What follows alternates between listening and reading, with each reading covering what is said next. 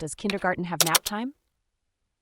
If you're a parent or caregiver wondering whether kindergarten includes nap time, you're not alone. Let's break down the details to help you understand what to expect. First, it's important to note that kindergarten policies can vary significantly depending on the country, state, or even the specific school. However, in many places, nap time is indeed a part of the kindergarten routine, especially for younger children. In the United States, for example, many kindergartens still include a rest period or nap time, especially for children who are just starting their educational journey. This is because young children often need a break to rest and recharge after a morning of learning and activities. Typically, nap time in kindergarten can last anywhere from 30 minutes to an hour.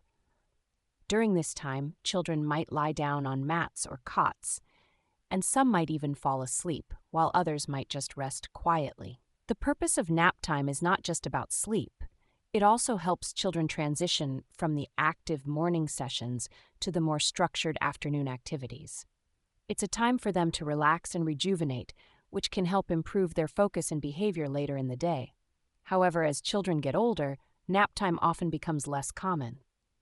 By the time they reach the upper years of elementary school, nap time is usually phased out in favor of more academic or extracurricular activities. In some countries, like Japan or parts of Europe, the approach to nap time can be different. For instance, in Japan, rest periods are common but might not always involve sleeping. Instead, children might engage in quiet activities or simply rest.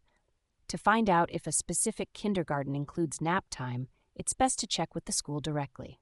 Schools often have detailed schedules and policies that they can share with parents, which will give you a clear idea of what to expect. In summary, while nap time is common in many kindergartens, especially for younger children, it's always a good idea to check the specific policies of the school your child will be attending. This way, you can be prepared and know exactly what your child's daily routine will look like.